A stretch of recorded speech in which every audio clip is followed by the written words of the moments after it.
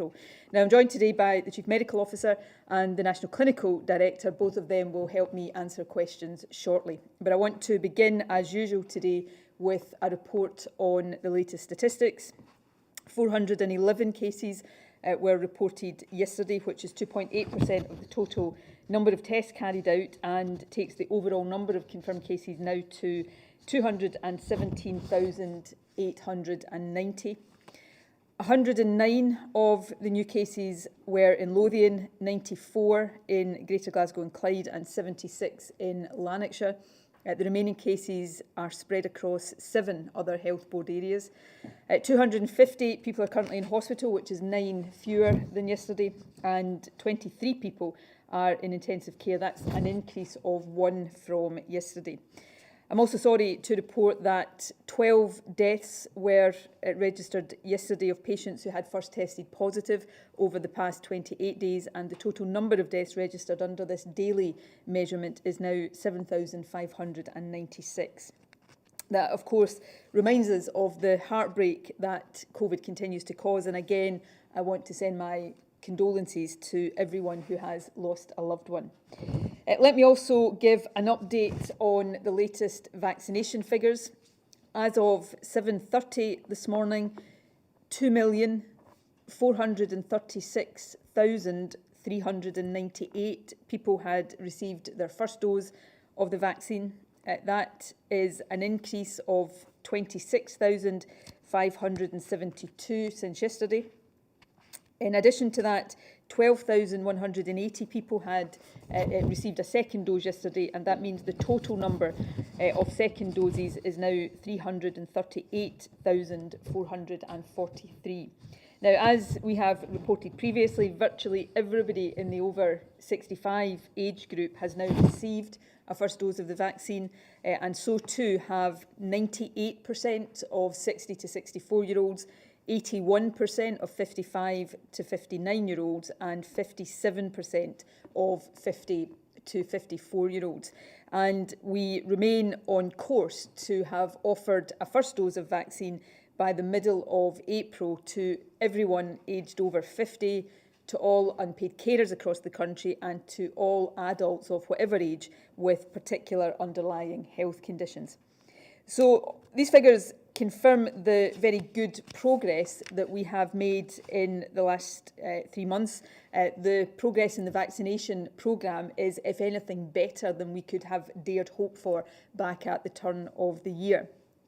But also, while, and I would stress this point, there is no room for complacency at all, we're also seeing, and have seen over the past 2 or 3 months, progress in terms of the suppression of the virus.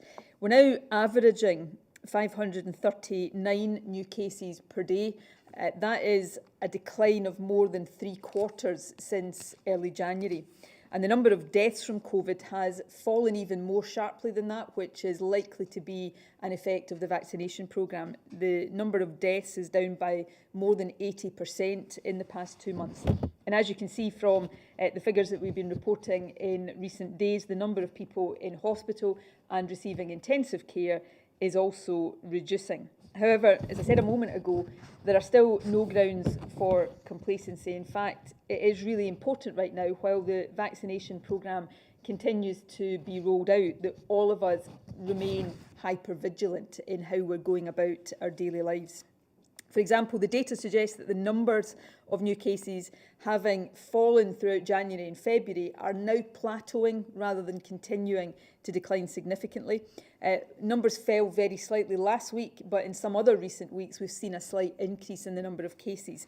As a result, hundreds of people every day are still getting the virus, and of course we know it is a virus that remains highly infectious and highly dangerous.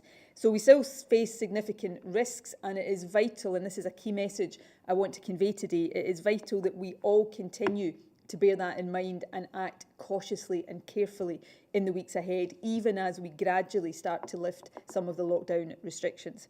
But it is because of the progress that we've made, both in suppression but also in vaccination, that directly impacts the decisions that I indicated a couple of weeks ago and I'm now able to confirm to you today.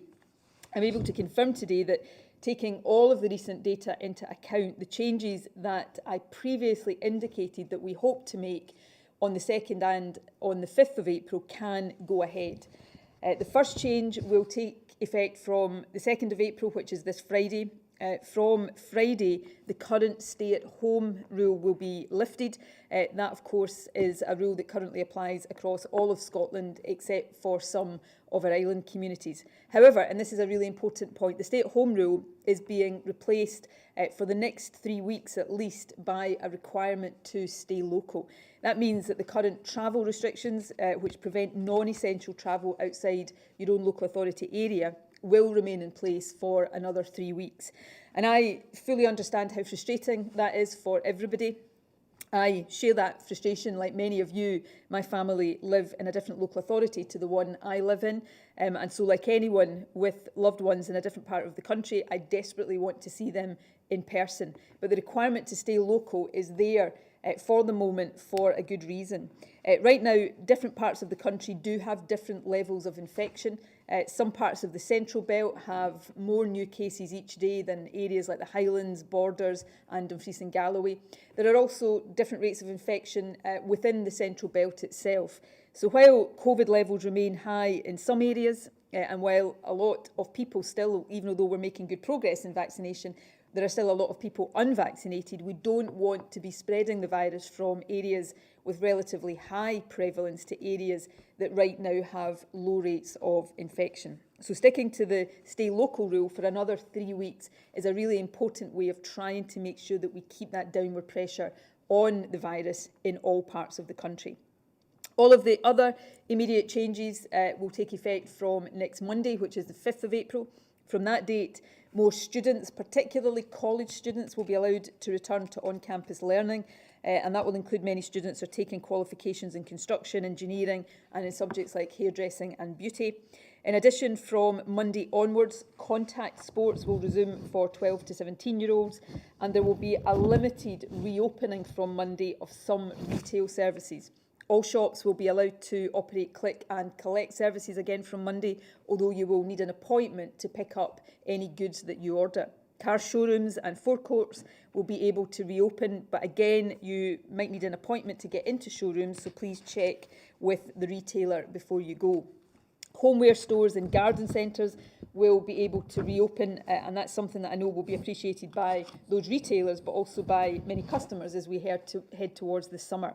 Obviously, and this again is an important point, we don't want big crowds at any of these stores, so although they open from Monday, think about whether you really need to visit on Monday or if you're able to wait until later in the week. Going a bit later on or even later in the month might mean things are a bit quieter. And of course, follow the advice and the instructions that are given by store staff. These staff will be helping to keep you and other customers safe, so don't get irate with them if they're telling you to do or not to do things. Please follow their advice. And finally, from next Monday, hairdressers and barbers will be allowed to reopen in salon. I know that many people are already looking forward to their first professional haircuts of the year, but again, you must make an appointment before you go. These changes, I hope, will be widely welcomed, but they are quite deliberately, for the reasons I've already set out, fairly cautious as the first step out of lockdown.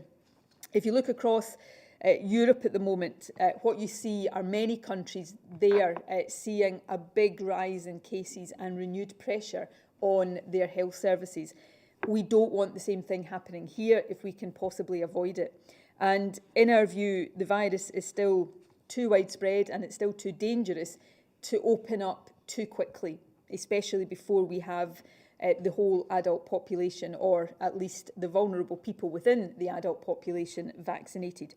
That said, if the data permits, we do hope to be able to make further changes later on in April. First of all, once the Easter holidays finish, we want to see all secondary school children return to school full-time. And after that, we hope to ease restrictions further from the 26th of April. And that date's important because by that time, we expect to have offered a first dose of the vaccine to all of the JCVI priority groups, which includes, of course, everybody over the age of 50. Now, that's a significant milestone because these groups in those priority categories set by the JCVI are estimated, taken together, to account for 99% of all deaths from COVID. So you can see why we want to wait until we've reached that point, and then a bit of time after that to allow the protection from the vaccine to take effect before any more substantial reopening. But from that date, the 26th of April, all being well, we hope that mainland Scotland will move from level 4 to level 3. That will mean, for example, that we at that stage expect to end the restrictions on travelling within mainland Scotland, and we expect from that date to confirm a full reopening of retail premises and a partial reopening of the hospitality sector, starting mainly with outdoor hospitality, with some more limited opening indoors. And we hope that from the 26th it will also be possible to ease some of the rules on outdoor gatherings. Now, I hope to be able to confirm all these changes when I do one of these updates in 3 weeks' time. In addition, the Scottish Government will publish within the next few days updated levels tables on our website, which will give some more information about the changes we hope to make during April, as I've set out, but then into May and onwards into the summer. We'll also update the guidance on current restrictions on Friday and Monday to take account of the changes that I've just been able to confirm. For now, though, and this is where I want to conclude, the point I want to stress is that it will be more possible for us to relax more restrictions at the end of April, then into May and onwards into the summer, if we keep case numbers under control. Obviously, if we start to see cases rise again, we have to rethink the balance of restrictions that are in place. The vaccination programme will help us with this, but the other thing that will help is that as things start to open up slightly this weekend, is all of us continuing to stick to the letter and indeed to the spirit of the rules that remain in place. So until Friday, please stay at home unless it's for an essential purpose. And from Friday, even although the stay at home rule will be lifted, please stay local, which means other than for essential purposes within your own local authority area. Continue to work from home if you can. That remains the default position for now. And if you are an employer, remember you still have a duty to support your workers to work from home if that is possible. Don't meet up with other households indoors inside your own home at the moment. That remains one of the most important restrictions, because we know the virus spreads more easily in indoor environments, particularly domestic indoor environments, where it's more difficult to comply with physical distancing or ventilation, for example. And when you're outside, the maximum group size for adults at the moment is 4 people from a maximum of 2 households. For 12 to 17-year-olds, the maximum group size outdoors is still 4, but they can be from up to 4 households, because we want to give young people as much flexibility as possible to get together with their friends. Now, on any occasion when you do leave home, remember facts: wear face coverings, avoid anywhere that is crowded, clean hands and surfaces, use 2-metre distancing, and self-isolate and get tested if you have symptoms. And remember, if you haven't already done so, please download the Protect Scotland app, because that helps us keep track of anybody who might have been in contact with somebody who has the virus and let them know. These basic precautions are always important, but as we start to cautiously ease restrictions, they become more important, not less important, because we all have to be more on our guard to try to avoid the virus transmitting. So my thanks again to everybody for all your patience, for all your sacrifice. What we will see at the end of this week and into the beginning of next week is some good news as we start cautiously to ease these restrictions. But I can't stress enough that it is really important still to be careful and cautious. You only have to look around Europe to see that this virus may be down here at home, but it is not out, and we must continue to do everything we can to keep it under control. We are now going to move on to questions, and Gregor and Jason will be helping me with questions. Before I move on to questions, can I just, for the benefit of the journalists, but also for those of you at home, we are now in a pre-election period. So while I've always tried to stick to what I'm about to say in the past, I haven't always been 100% successful. Today, I have to be 100% successful. I will only answer questions that are strictly related to COVID. Any other questions on other topics, I will need to decline to answer here and take and address elsewhere. So I need to be very, very strict about that today. Moving on then to, firstly, David Shanks from the BBC. Good afternoon, First Minister. Firstly, how much of a concern does opening up present to perhaps younger people who haven't had the vaccine yet? And could this lead to a potential rise in hospitalisations within that group? And secondly, if I may, Public Health Scotland figures suggest a lower uptake of vaccines among African and Caribbean communities. What do you feel is behind this, and what can be done to encourage more people to take up the jab? I'll hand over to both the CMO and the National Clinical Director in a moment. As we open up, even doing so carefully and cautiously, there is always a concern, because opening up is not neutral. This is a virus that will transmit whenever it gets the opportunity. So when we come together more in whatever setting, the virus has more opportunities to spread, which is why, perhaps a bit counterintuitively, as we do that, the hand hygiene, the face coverings, the 2-metre distancing, all these things become even more important. And yes, we see, I think, and Gregor and Jason can say a bit more about this, we're seeing more propensity for a slight increase in cases amongst the younger age groups and the older age groups right now, and that means it is important to give that very strong message to all age groups.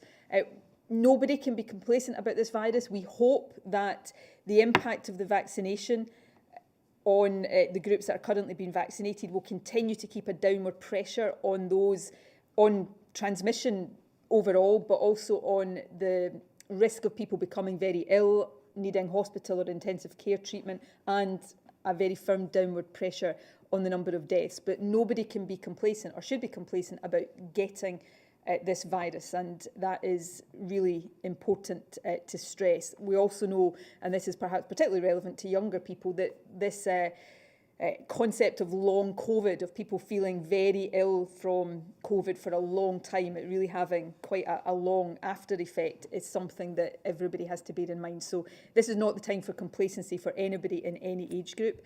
In terms of the variable rates of vaccine uptake, we are very aware of that, and our vaccine programme and the marketing and the engagement around vaccine will try to take account of all of that. We will seek to use trusted voices in different groups of the population to encourage maximum uptake right throughout the population. I see Lenny Henry, the comedian, very helpfully today articulating messages as well. So we need to not be complacent about that either. Uptake rates so far have been very, very good, but we need to continue to get the message across about the importance of getting vaccinated, coming forward as soon as you get your appointment in order to protect yourself and others. And these will be messages and challenges that remain at the forefront of our minds. But Gregor and Jason, do you want to add? Yeah, thanks. Thanks for your question, David. Jason might want to say a little bit in a second just on the vaccinations point, but if I start off with the case mix that we're seeing in particularly younger age groups just now, it's something which we've all got to be aware of, is that this virus can still have a profound effect on those younger adults in particular, and we're seeing a bit of an uptick in the infection rate just now in the 25 to 44-year-old age groups just now. Now, it's much less likely that that age group will experience hospitalisation as a consequence, but it's not unknown, and certainly, you know, the most strong predictor of severe disease, of hospitalisation, and unfortunately of death is still age. So within that age group, we are still seeing some people being admitted to hospital. Now, the hospital admission rate has declined over recent times. This is all very reassuring for us. But if we start to see the general infection rate in the population beginning to climb again, particularly in these age groups, it is, in my view, inevitable that that will start to have a knock-on effect on the hospitalisation rate again, both for people even within those age groups, but more importantly for those people in older age groups for whom the vaccine perhaps hasn't been fully effective or who haven't had the vaccine. So that's why it's really important that we continue to control the incidence and the prevalence of infection within our communities for some time yet, until we have really vaccinated all the adult population, because that is going to give us the most security in terms of control for the future. Not only in terms of those severe disease outcomes that we're talking about, but also because of the long COVID outcomes that the First Minister has referenced as well. And we need to remember that one of the main aspects that differentiates this disease from many other viral diseases is that there is a collection of syndromes which are associated with it, which have ongoing symptoms for some time yet for many people. And the last point about why it's so important that all these age groups continue to keep the infection rate as low as possible is by doing that, we limit and reduce the likelihood that we're going to see any mutations developing. The more infection that we have in the background, the more likely mutations are likely to come about, and the more likely it is we'll start to see some mutations that may have vaccine escape as well. So for all these reasons, that's why I'm still asking that no matter what age group that you're in, that you're still following the advice that we're giving you, that you're staying local, that you're following facts, and you're making sure that we don't allow the infection rates across the country to rise again. Yeah, so I can take the ethnicity question, perhaps. Public Health Scotland have published our first cut of ethnicity and vaccination data.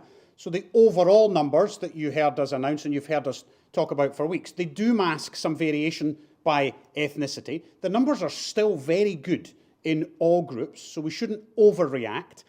But there are some groups that warrant some special attention. I had the privilege last week of spending some time with BEMIS, B-E-M-I-S, the umbrella organisation for minority ethnic third sector organisations in Scotland, and I was able to hear directly from those who are reaching out to those communities to both encourage them to come for vaccination and also deal with some of the vaccine hesitancy, particularly in our Polish communities, some of our Eastern European communities, and in some of our black communities. So we were able to talk about how that communication could be improved, but it needs to be trusted voices. People need to go to those communities, take the vaccine, take the information with them. So we're very aware of it. The Joint Committee on Vaccination, as well as giving the priority list, also tell us to have as inclusive a vaccination programme as we possibly can, and that's exactly what we're trying to do. Thanks. Gordon Pree from STV.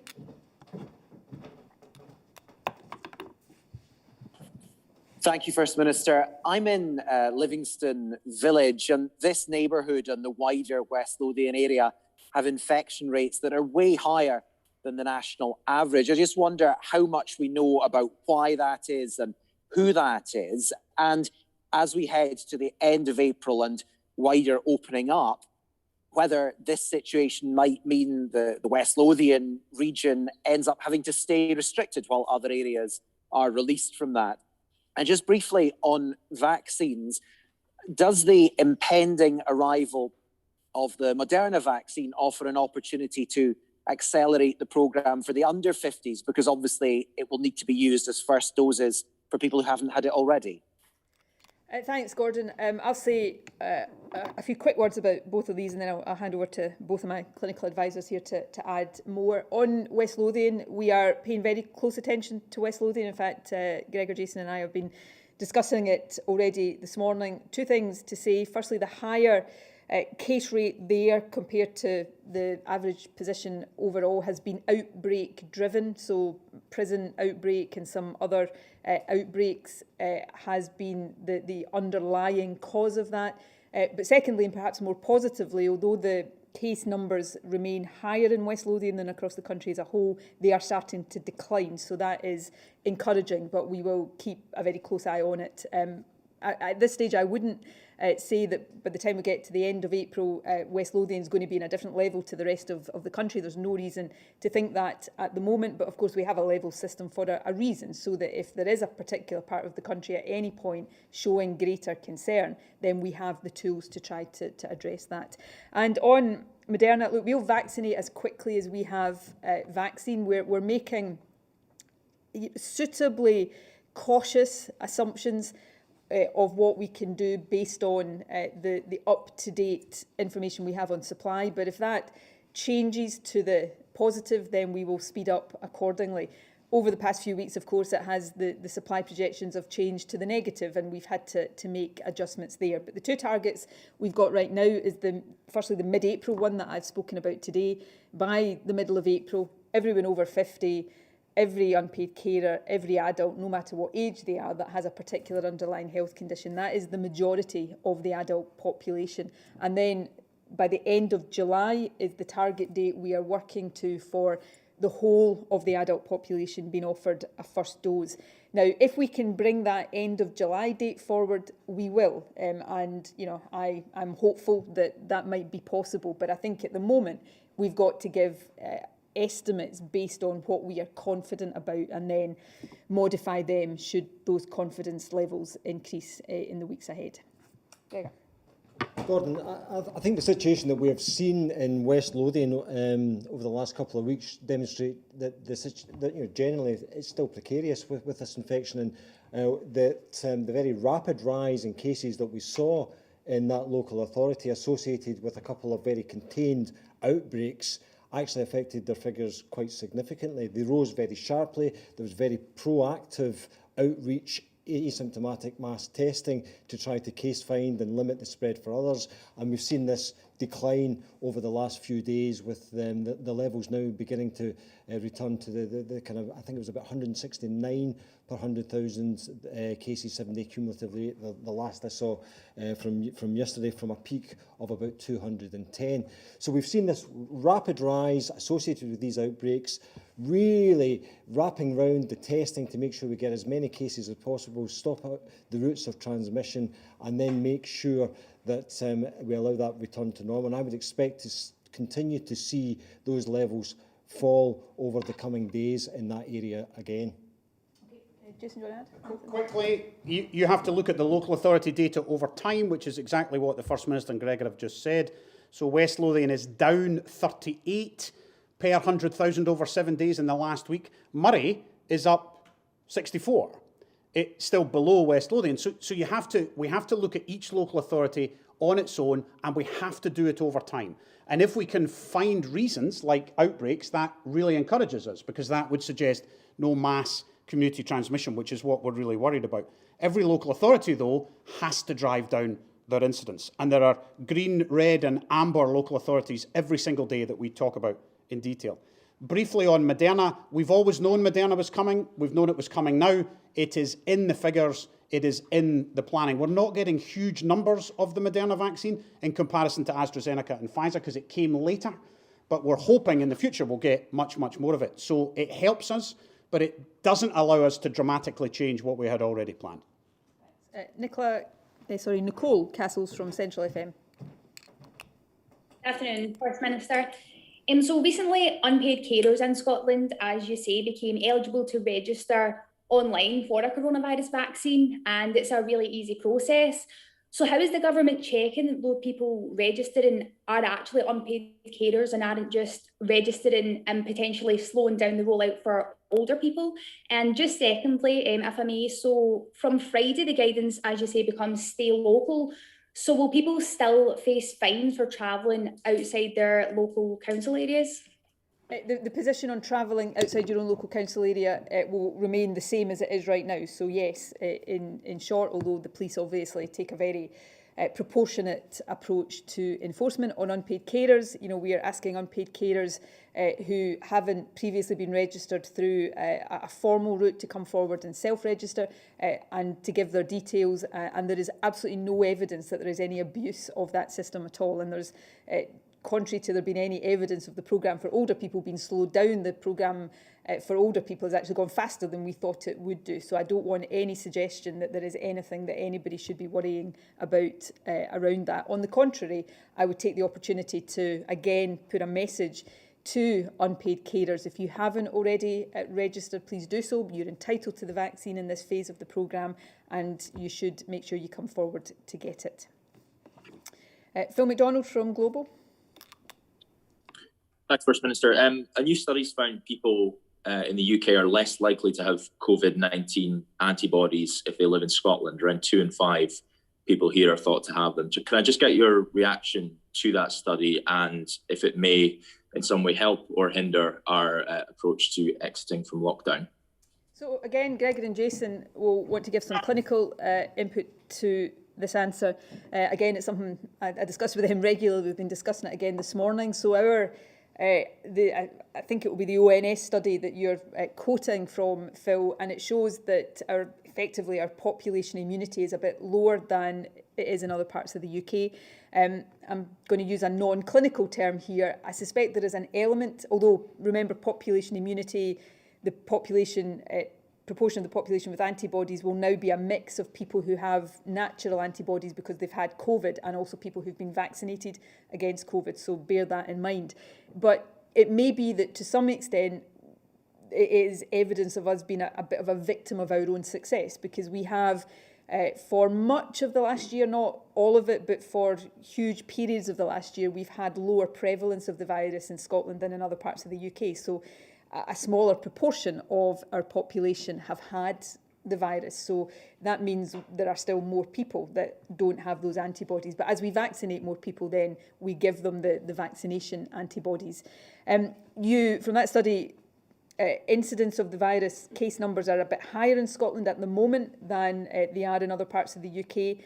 Again, that ONS survey, the sample size for Scotland is quite small, but it reflects what we're seeing overall. I wouldn't read too much into it. The statistical sort of confidence in that is not huge, but it does underline the point I was making earlier on, that although we've made huge progress, there is still a need to be very, very cautious, because I've been saying in the last few days, COVID is down, but it's not out. And if we take our eye off the ball, if we ease up too quickly or too substantially, COVID will take a grip of us again. And I think all of what you're quoting there from these studies is just a reminder of the need to continue to take care.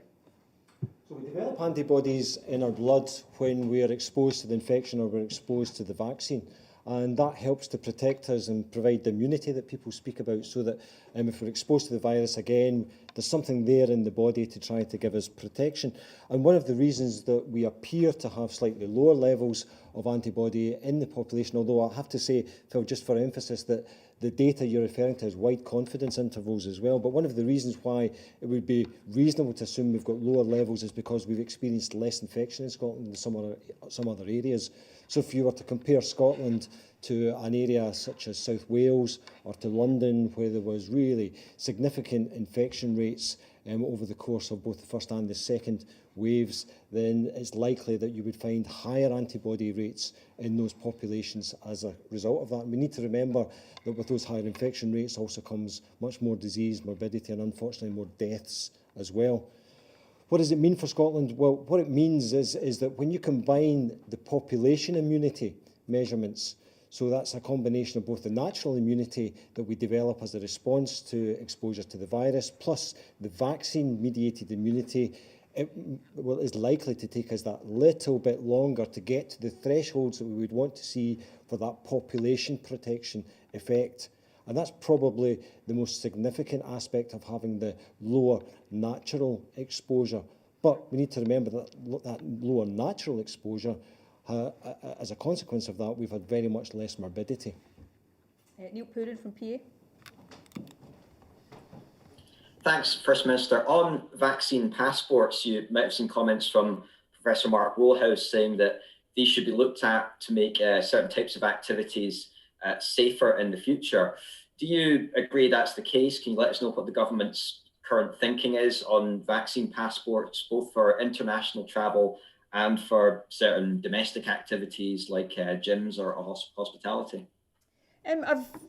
So in general, I've not seen the detail of Mark's comments, but just in the way you've presented them to me there, in general terms, I agree that it should be looked at, and I probably don't have much to say today that goes beyond what I've already said on this. I think we should consider how we use some kind of vaccine certification to open up more in the future. I think we've got to be careful and considered about how we do that. There are still some questions that we don't fully know the answers to about the vaccine, its impact on transmission, although the early data on that is all very positive. And there are big ethical and equity questions about vaccine passports and certification. There are some people who can't get vaccinated for medical reasons, for example. So we need to think through all of this. The Scottish Government is thinking about it, and we are participating in the international and UK-wide work on this as well. So it's not something that I think is practical right now, but in the future it is possible, and I think it's important that we give it proper and due consideration. I think that's the balanced approach. I don't think this is as easy as it sounds at first hearing. So it is enormously complex. It has inequalities challenges. It has challenges around those who are unvaccinated, children, for instance. So the Israeli Green Pass is the only countrywide pass presently. But if you're a child, you have to eat outdoors. The Green Pass allows you to eat indoors. If you don't have one, you have to eat outdoors. Now, that's a political decision, but it's a difficult decision. And that's just one example. The private sector is beginning to do some of this. So some airlines are now saying you can't fly without a vaccination. So we will have to take a view. And our advice, I think I speak for Gregor as well, we will be the most comfortable if the world does it. And if the WHO lead that thinking for us, and then across the 4 UK countries, the clinical advisors will give the best advice we can to the 4 governments. We've already had some 4 nations discussions around this, so we're all thinking through these things in the same way. Chris Musson from The Sun. First Minister, you'll be aware your ministers, John Swinney and Graham Day, both breaching COVID rules and apologising indeed for gathering outdoors with more than 4 people. Why should people bother following these rules if your ministers can't? And to the 2 clinical advisors, are socially distanced gatherings of this nature outdoors really a risk to public health? People should bother because it's the right thing to do for ourselves and others, and people who don't follow the rules, and nobody is infallible, including me. You know, before Christmas I had my mishap with not wearing a mask very, very briefly. So the ministers, Graham and John, who made a mistake around the size of gatherings when they were leafleting, were in the wrong, and people should follow the rules, not follow that. And both of them have apologised, rightly both of them have apologised, if, as many of you do, know either of them and how seriously they take their responsibilities. They are both pretty mortified at having done that. So none of us, unfortunately, are perfect, and none of us are infallible. And I think it's really important that when people like us, who are standing here, particularly me, telling or asking people every day to follow these rules, when we do slip up, we're really upfront about it and apologise and continue to ask people to do the right thing for all of the right reasons. On the wider question, Gregor, and then Jason, if he's got anything to add. I mean, I think what I would say about that is the risk is directly proportional to the amount of infection that there is around at that moment in time. The higher the level of community transmission, the greater the risk, whether you're indoors or outdoors. And we know if we compare indoors to outdoors, then outdoors is safer than indoors, but it's not completely safe because you can still be infected by the virus in that outdoor environment as well. So it's a hierarchy of risk, Chris. And as I say, it's very much dependent on what the prevailing level of infection is at that point in time, and how careful you are in terms of your distancing, making sure you still continue to wash your hands, all the things we would emphasise to people in terms of the facts guidance. Paul Hutchins from the Daily Record. Oh, sorry, Jason, No, I think you've covered. Paul Hutchins from the Daily Record. First Minister, when I spoke to you yesterday, you said you were alarmed by some of the data coming out of Chile.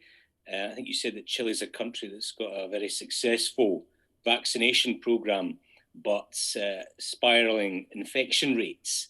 Can your 2 advisors just explain what that might mean for Scotland and the impact on international travel? Okay, well, since the comments I made to you yesterday came from information that these guys had given to me, then it probably is appropriate that I maybe hand over to Gregor first of all. Again, something we've been discussing this morning. And we look across the world, you know, as often as we can to learn as many lessons as we can about what's happening. What we see in some countries is often not easy to explain, and I suspect that might be part of what Gregor alludes to with Chile, but I'll hand over to him. Yeah, thanks for your question, Paul. It's really important that we continue to look across the world for the examples from other countries. Now, Chile caught my attention last week and did some work with University of Edinburgh and Professor Schroeder there just to look in more detail as to some of the reasons why we were starting to see increasing case numbers from that country. Some real pressure on the healthcare services, despite the fact that they had quite an active vaccination programme and that they had actually covered such a large proportion of their adult population with those vaccines as well. And as the First Minister's already said, it's very complex reasons that lie behind their experience. Just now, they had begun to open up the country at a point in time slightly different from us, slightly earlier in their vaccination programme. That may have influenced some of the case numbers that they were seeing, but certainly what their experience showed was that actually you cannot become complacent in terms of the way that you begin to exit the lockdown restrictions that are in place. We saw some real signs of pressure on their healthcare services, particularly round about the capital, Santiago, and we saw some evidence that relaxation of their travel restrictions in particular had perhaps allowed some of the infection in some parts of the country to spread to others. These are all lessons that we are then able to incorporate into our approach, and that shows you why we're taking this slightly more cautious approach in terms of the way that we exit these lockdowns, to make sure that what we don't do is initiate a surge in cases. Despite the fact that we've done so well with our vaccinations, we haven't fully vaccinated our adult populations, and while we've still got susceptible individuals within our population, that will still allow the infection to spread. Thanks, Jason. I would only add the travel point, Paul, which you made right at the end, Gregor, is absolutely right. But it underlines why import and export of viral cases and or variants is absolutely crucial to any country's response as you exit. So you just need to look at Europe. 15% vaccinated, France going back into lockdown, Poland, the Czech Republic, Estonia, all accelerating and in trouble, in inverted commas. So that speaks to why we need to think very seriously about what our import-export of virus and variants will be on an ongoing basis. Georgina Hayes from The Telegraph. Thank you and good afternoon. Why do you think Scotland has the highest infection rate in the UK? How worried are you, and could it affect our route out of lockdown if this trend continues, or is this less significant now that the vaccines appear to be significantly reducing deaths? Thank you. Again, I'll hand over to Gregor and Jason in a moment. I wouldn't overstate this. The ONS survey out today, it has quite a small or relatively small sample for Scotland compared to some other parts of the UK, but it is broadly speaking telling the same story as our daily statistics are saying, that we've had a quite rapid reduction in cases over the period since the start of the year, but we are now at a position where case numbers are plateauing, which we need to be cautious about. The confidence intervals in the ONS survey are quite wide, and there's quite a big overlap with England, so that's where I wouldn't read too much into it. We've had, for much of the past year, lower infection levels, so one of the factors at play now is the one we were talking about earlier on, where we've got lower population immunity. There's still more people susceptible to the virus, which may be one of the factors at play. So don't overstate it, but clearly, as with everything with this virus, it's something we've got to pay close attention to. The trends in the virus, forget how they compare to anywhere else. The trends of the virus in Scotland, of course, will influence our route out of lockdown. Hopefully, we will continue to see them stay under control. So the route out of lockdown will be as I've started to set out today. But if things go in the wrong direction again, we couldn't simply turn a blind eye to that. So it's really important that all of us continue to stick to the letter and the spirit of whatever rules remain in place, and that we continue, as we are doing, to make really good progress with the vaccination. The phrase I've used a few times today, which you'll hear no doubt more from me, is COVID, it's down, but it's not out, and therefore we need to keep it under control. Yeah, it's really important that we continue to monitor a variety of data in relation to this, not just those case numbers that you spoke about, but actually how those case numbers then translate through to serious illness, hospitalisation, the need for ICU beds, and also ultimately to deaths as well. So all those data we continue to monitor just to get a sense of what is the impact of this virus now, given that so many of our population have now been vaccinated. What we see is that we still have, although we have a stable picture just now, we have signs of some further reduction, particularly over the last 7 days. If we look at the 7 days to the 25th of March, there was a roughly 6% decrease in numbers at that stage. And then our 7-day cases to today, 3,684 cases in the last 7 days compared to 3,778 cases in the previous 7 days. So again, some signs of trend down the way in that way. And how's that translating through to the impact in the hospitals?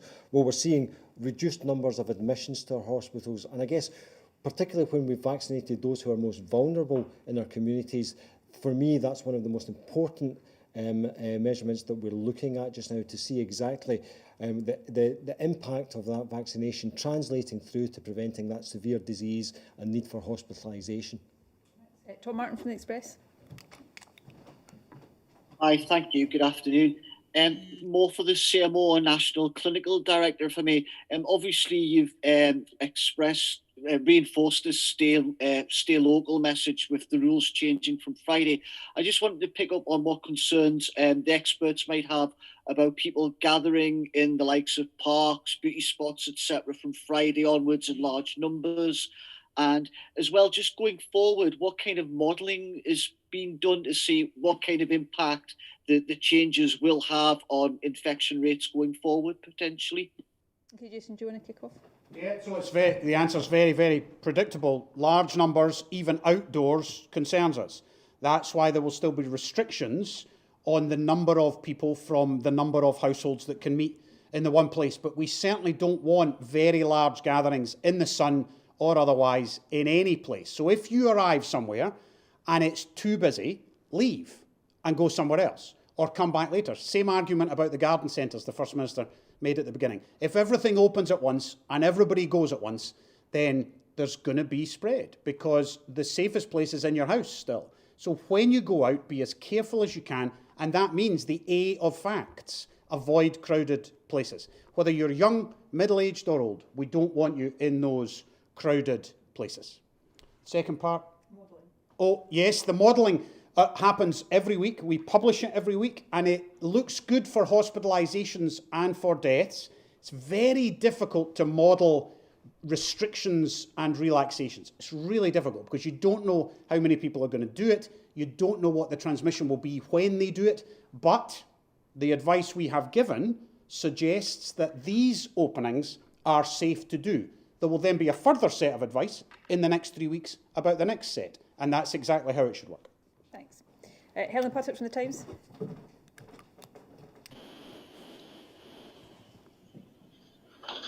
Thanks very much.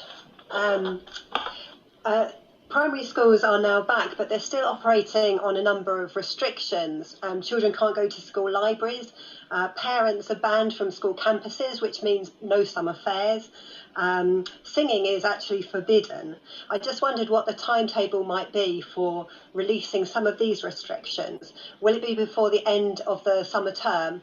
And I wondered also in particular if you could tell us what is the evidence on singing as a risk of transmission, and will children from schools be able to sing again? I'm pretty sure children from schools will be able to sing again. I can't say exactly when because, unfortunately, for all the reasons we've been talking about, this virus remains really dangerous. Our priority has been to try to get children back into education, and I think that is really important. Any remaining restrictions, and particularly with children under 11, we've tried to minimise restrictions as much as possible. So the same, rules in terms of outdoor gatherings or physical distancing when kids are out playing, if they're under 11, don't apply. So we're trying to have as much normality for children, particularly younger children, as possible. But while this virus is still circulating in the way it is, not having any restrictions when you're in a school setting is not yet possible. So I don't know whether it will be possible to remove all of these restrictions before the end of the summer term, but I hope people can look at how we have dealt with schools and young people and say we won't keep them in place any longer than it is judged to be necessary. In terms of the wider clinical evidence around singing, I'm not asking either of you to sing, but can you, Jason, do you want to? So it's well and increasingly recognised that the more droplets you create, the longer they stay in the air, the more risk you are of infection. So I don't know when we will remove these restrictions, but I know how to remove them, and that is to drive incidence down. So incidence is driving the restrictions. So if you get incidence down as a population, me, you, kids, everybody, then singing comes back. Not for everybody, I hasten to add. Michael, certainly not for me, given my singing voice. Michael Blackley from the Daily Mail. Thank you. Good afternoon. If the current cases continue to plateau, as you've said is happening at the moment, would you anticipate, if that happens, that you would be able to go ahead with a further relaxation of travel restrictions in 3 weeks' time to allow travel between different council areas? And also, do you currently expect to be relaxing travel restrictions between council areas at the same time as you relax travel restrictions between Scotland and other parts of the UK? Well, as things stand just now, our hope and expectation is that we will lift these travel restrictions on the 26th of April. I can't really go beyond that right now because we have to make a final judgment, as we are doing today for the changes taking effect this weekend. We'll have to make a final judgment on that near the time, and that will be based on the data then. If we keep doing everything we're doing, if we keep seeing cases stay under control, then there'll be no reason not to go ahead with these changes, but that is a judgment we'll have to take then. I said when I outlined the phasing of the route out of lockdown that we certainly wanted to remove restrictions on travel between Scotland, the rest of the UK and the common travel area at the same time as, or as close as possible to lifting the travel restrictions within Scotland. That remains the position, but again we will have to take a final judgment on that near the time. That depends on incidence and prevalence here in Scotland, but of course that depends on incidence and prevalence elsewhere as well. Alistair Grant from the Herald. Hi there, thanks very much. It's been slightly touched on already, but is there a more general update on when or if we can expect international flights and other travel to restart this summer? What conversations have taken place with airports in that regard? Thanks.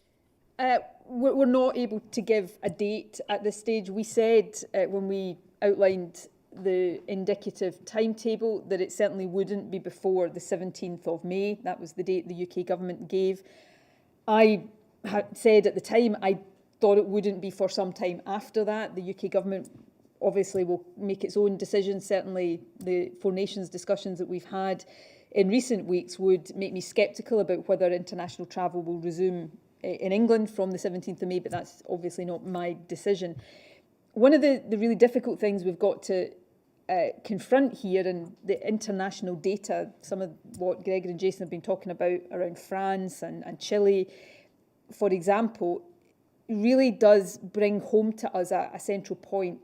If we want to get maximum normality within Scotland, as I think all of us do over these next weeks and months, perhaps the price we're going to have to pay for that is not having international travel for a bit longer. Now, when we talk about international travel, we tend to talk about foreign holidays. And I'm always, every time I do that, I understandably get emails from people reminding me, it's not that I've forgotten, but I think it's important to demonstrate I've not forgotten. For a lot of people, international travel is not about holidays, it's about seeing family who live overseas. So this is really difficult for people. And therefore, you know, I hope that later this year we can restore more normality, but that depends on a number of things. It depends not just on what's happening here in Scotland or the UK in virus and vaccination, but it depends on what's happening across the world as well.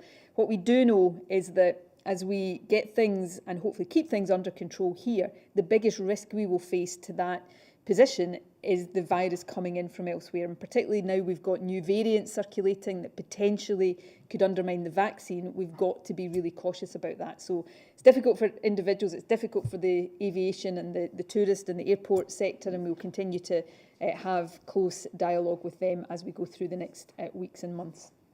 Either of you want to add to that? And last question today, Gina Davidson from the Scotsman.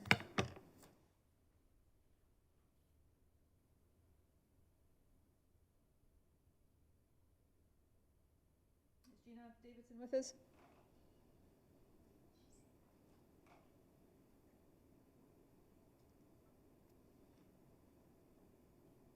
Okay, I can see you now, but I can't hear you. No, I can't hear you.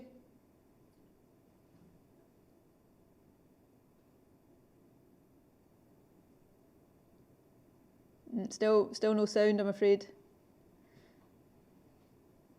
I'm looking at, is it a problem at our end or no? I'm told it's not a problem at our end, so Apologies. If you want to email in your question, we'll try and get you an answer later. Okay, that concludes the questions. And thank you to all of you for joining us. My thanks to the journalists. Apologies to Gina for being unable to hear her question at the final moments there. And thanks to Yvonne for our BSL interpretation. Gregor and Jason have helped me answer questions today. Just to reassure everybody that notwithstanding other events right now, everybody is really focused on making sure that we keep this virus under control. Things are going reasonably well, but we cannot and must not take our eye off the ball and ease up too quickly. So please, as we go through this week into the weekend with some easing of restrictions, please continue to stay within the spirit and the letter of the rules. Be really careful.